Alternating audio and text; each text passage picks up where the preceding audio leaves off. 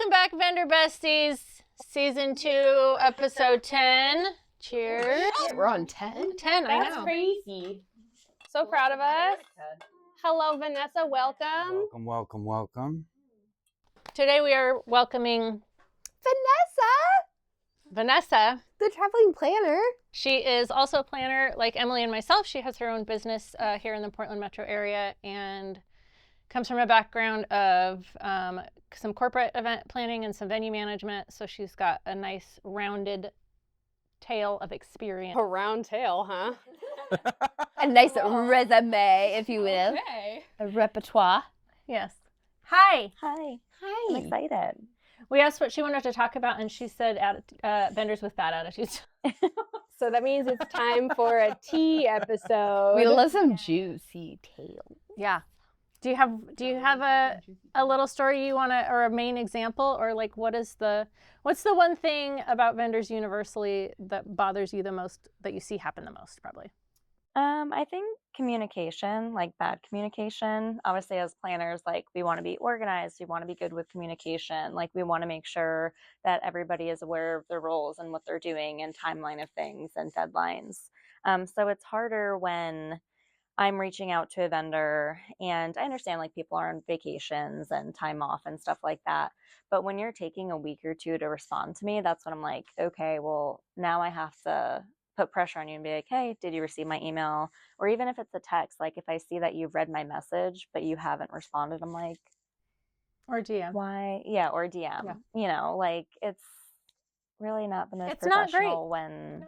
Yeah. I mean, people all have lives, and I've definitely read messages and go, okay, I can respond to this at whatever time. Yeah. But like I've started to tell people, I will tell you by Thursday if my availability will match up. Done.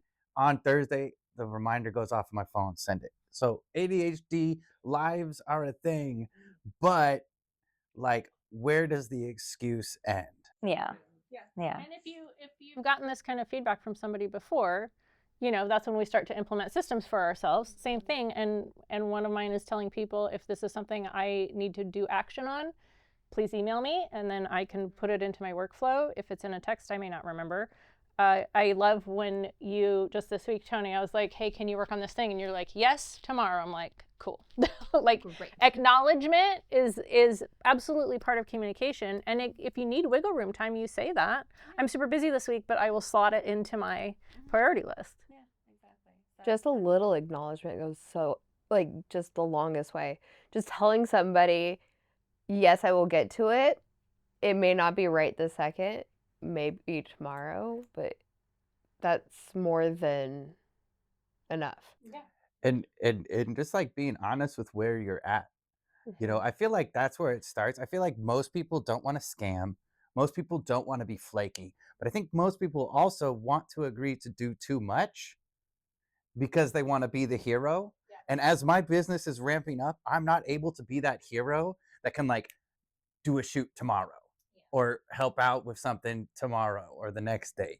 Like I've had to say multiple times recently, if you need this in a timely manner, I'm not your guy. Right. If by the end of April is an okay deadline for you, let's get it on the books. Yeah. Being honest about your capacity, right, with yourself. Like it starts with being honest with yourself. Oh, and it's also challenging because we're planning for months into the future. And I think that a lot of us vendors in general, maybe not the more experienced vendors who've learned this lesson already, but it's really common to be very, very hopeful and optimistic about what your capacity is going to be. And then when things start breaking down, to become avoidant of that communication. I'm kind of wondering, is there a specific point in the process, like through planning, where you start to see communication break down the most from vendors? I don't know that it's the most, because I've seen it at the very beginning when I'm trying to get a quote or availability from somebody and they say, yeah, let me look at my calendar, or they don't respond at all. So there's definitely that. And then I have had people be real good about getting that done, and then they kind of fall off somewhere in the middle. And that's, for me, usually photographers. Like, we'll get them locked in at the beginning, and then they're booked, and then trying to get a hold of them when I'm ready to start actually nailing down a timeline is kind of difficult. And I'm like, do you want this job or not? But what do you see? Definitely a lot of that. I definitely agree. And then I also see a lot when it comes like the 30 to 2 week mark, when we get right down to it. And it's like, hey, let's solidify the timeline. Let's solidify the details. What does your timeline look like? What do your details look like? Let's get everything locked in, and I won't hear anything. I have a wedding coming up, and the photographer has been not amazing at communication. Like, when I've really had to get an answer, I've gotten an answer, but they've been good with the client, so I'll let it go to an extent. But I sent out the final timeline a few days ago by email to the entire vendor team, vendor tag list, everything, and got 0 response. It went to both of this person's emails and 0 response. And so finally I texted them. I'm like, hey, did you get this? Yeah, it looks great. I've had that experience too. Okay. I've had that experience Good. where Glad it looks it's been like great. a week or 2 and I didn't get a response. And then eventually I reached out again, to touch base. And they're like, yeah, I saw your email, but like I wasn't really ready for that timeline yet. And I'm like, well, I gave you a timeline so you have something to go off of. If you want to tweak it, absolutely. Like, this is all a team effort here. Like, I want to make sure this timeline matches with the amount of time you need to get everybody ready. And also, you're telling me that you ignored my email. Just straight up. So, like, okay, so you're okay with ignoring my email, but this wedding is in a few weeks. Like, I'd like to kind of get something solidified so that the rest of the vendors, I could figure out their arrival times, when they're going to start, how much time they need and stuff. If you're a vendor that likes to do things by the seat of your pants last minute, that's fine. Don't be in an industry where it's absolutely about teamwork. Right. And well, that's the purpose of a timeline, is because when you get to the day and you don't have, I do something with all my couples called the retreat, where after or before the ceremony, at some point during the day, I like to film them running off into the sunset and having this really cute moment. It makes my videos really awesome.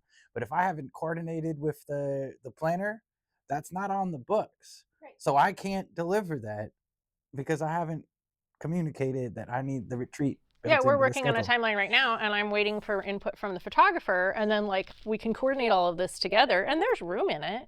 There's flexibility in that timeline, but you have to tell me what you need. Yeah, exactly. One of the things that I think is not communicated enough when, as vendors to our clients, is the mental load that comes with planning these events.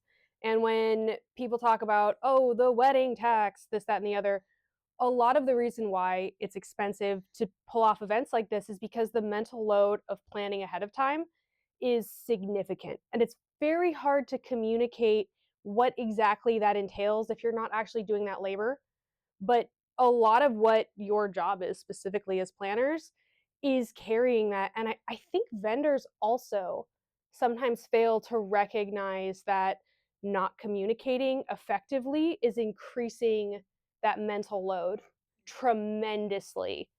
And if we don't start understanding like how much that is to carry and how impactful that is to people, we fuck each other over. And our clients. Can we say that also may lead to planner burnout? Oh, Yeah, for sure. For sure. It's really interesting to me too how really hating on photographers, and I really don't mean it to, but it's not. It's really not hate for photographers. I love photographers, and I have a lot of close relationships with photographers. But it's interesting to me too, in that creative space, how you can be creating, works of art side by side with them. And you get to a certain point in that project to launch it. The creative can back out because it doesn't align with the creative, their overall direction or their whatever. overall direction, which I find very interesting. And I've only ever had this experience with photographers. and it always comes from a communication aspect. Thank goodness it's not a wedding. It's just a Right, it's just a creative project, but I'm like, backing out is always a problem. backing out Backing on out a in any way, like if you've is already a whole agreed, yes, I'm available, whatever. Like- And photographers, if they say yes, I'm available, Or but like I we're have interest, and so they need to sign and commit. I 100% agree with that. Like I'm going through it with a client that has not booked their photographer yet, and we're on the 4th photographer because they're not pulling the trigger fast enough.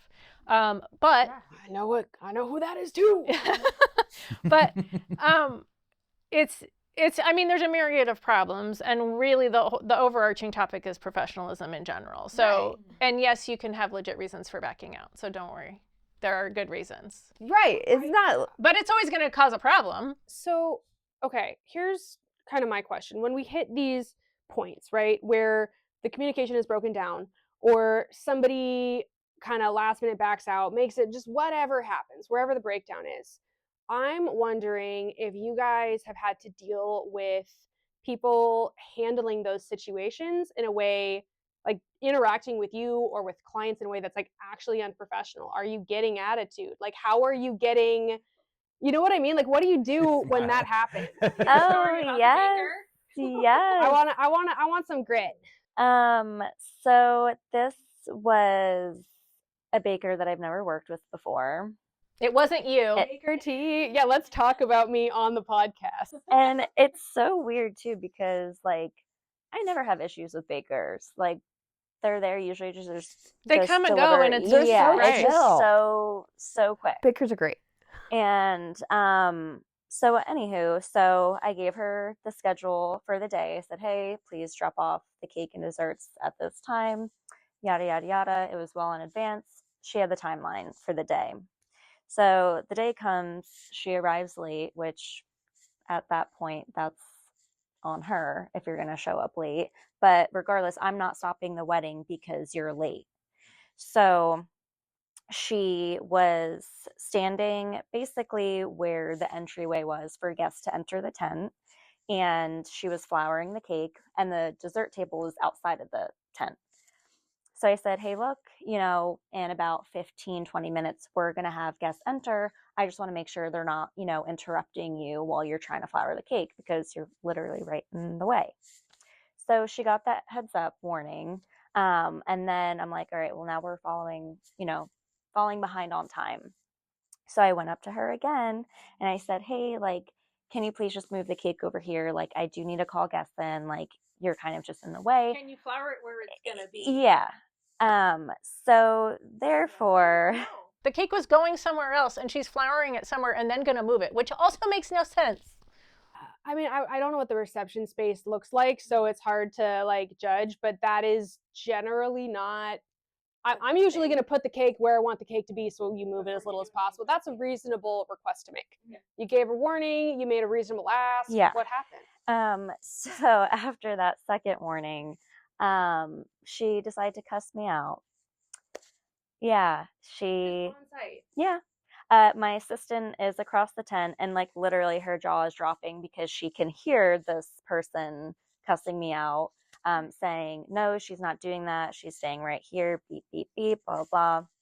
And I just, with a smile on my face, I said, okay, I'm going to call the guests in. That's not my problem when I call the guests in. If they start to interrupt you or if they knock into that table, like that's on you at that point. I gave you a timeline. You showed up late. I gave you 2 timeline warnings, and you think it's appropriate to cuss me out. And then directly after that, the venue manager, because this baker has been on site before, knows the venue manager, she said with a smile, hi, so-and-so, so good to see you. After cussing me out. So like, you're going to cuss me out, and then you're going to try to be nice to somebody else. Hate that fake, like That fake energy. Like if you're gonna just be a raging, be one to everyone. right. Like don't Are you bitch to serious? me and be nice to you. I mean, That's that fake nice when you can tell things aren't good, Mhm. and like you, it's just, ooh.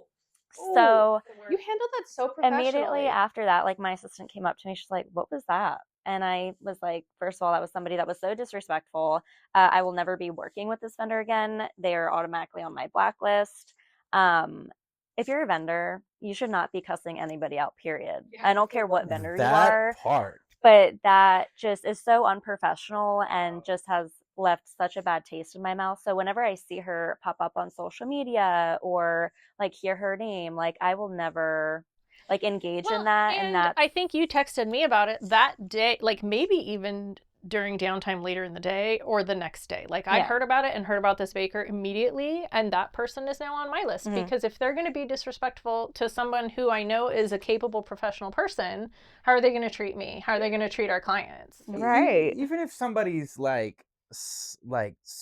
even if you were a new planner and things weren't going as planned, That's still still inappropriate. not an to be appropriate time respectful. to Yeah. cut somebody off. I remember a couple of years ago, there was a wedding that was like 35 minutes delayed. Everything was 35 minutes behind. And everybody was okay with that. You know what I mean? Like we all understand that there's slack time and the microphone wasn't working for the ceremony or something. So this got delayed. Everything was 35 minutes past. We were down like raccooning eating.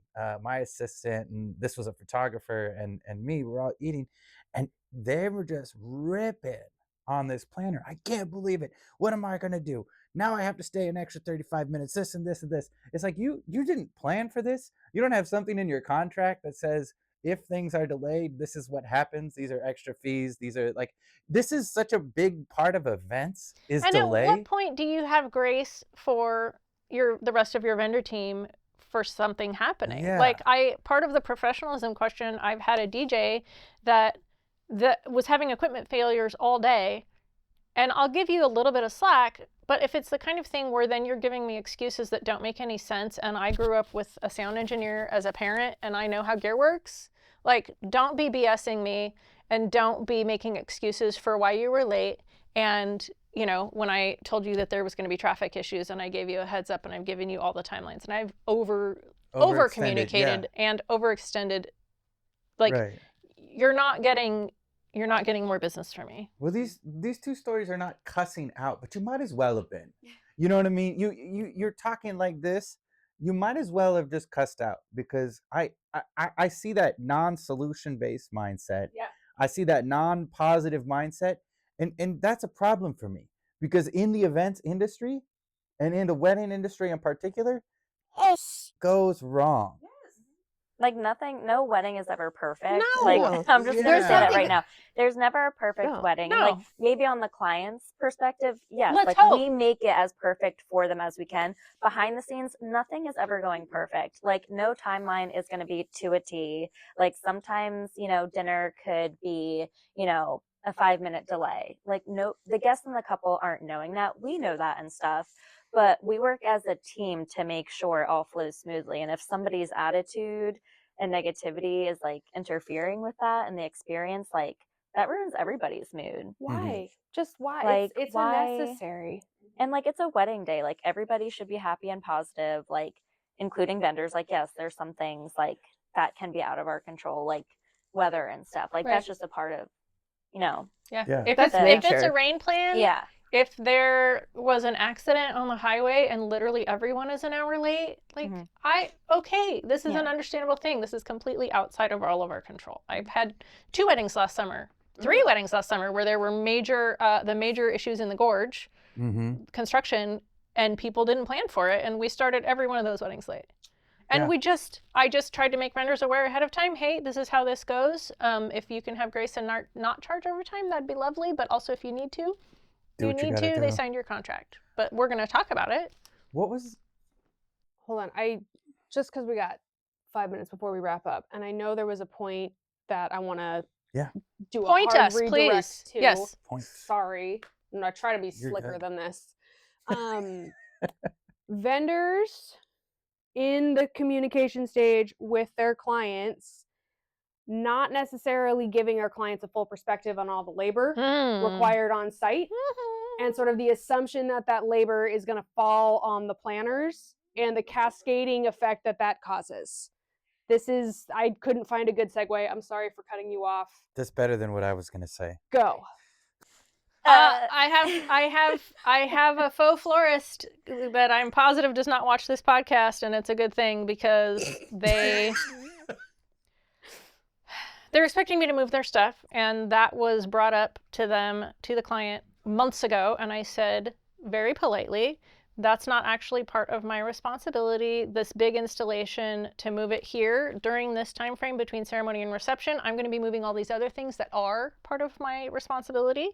I do not have hands and brains for that. And since it belongs to this person, they need to take care of it. And the client said, I totally understand that. That makes sense. Thank you so much for letting me know how that all works, because I would have no idea. And they went back to them, and the faux florist still said, no, I'm not going to move it, and is now putting it on the client to find some friends of theirs and then ask me to like help point the friends in the right direction, which I will do because I'm a professional and I'm going to take care of things, but I'm not happy about it. And it is going to take even just the 5 minutes away from me directing those people to do this is 5 minutes that I really need to do something else, because our time frame at this wedding is like 0. Vanessa's assisting me at it because there's zero way that I could get everything done without 5 people in an hour and a half. There's the time that you assisted me with the wedding, and it's, there's a property wedding, like there's a lot of logistics into that. The caterer left an hour before they were supposed to, like before the event ended, even though they were contracted to stay until the very end because they still had to bus tables and deal with rentals.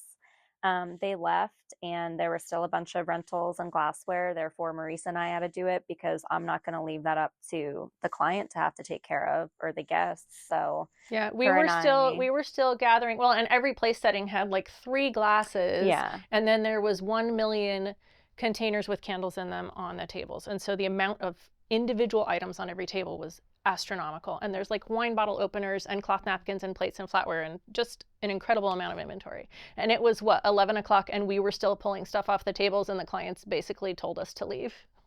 Yeah, they're like, nope, like you guys are good. And I had to explain to the client, like, hey, like they left before like they were even supposed to, like this was their job, but we took it over for them because I'm not gonna screw you guys over and have to try to deal with this the next day or two.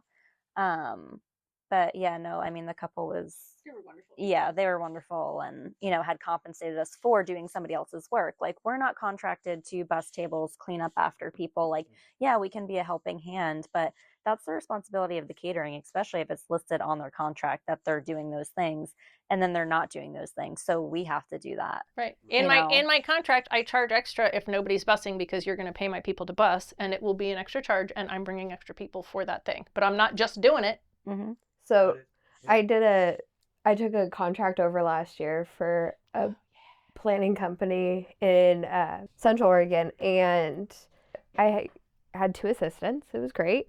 And the catering company was supposed to take over the busing. I don't do busing. Her company doesn't do busing. The original, yeah. Yeah, the original doesn't do busing. Confirmed with the catering company, they do busing. They were doing busing. Catering company left an hour before they were supposed to. Sensing a theme. Yeah. So then these caterers don't get referrals.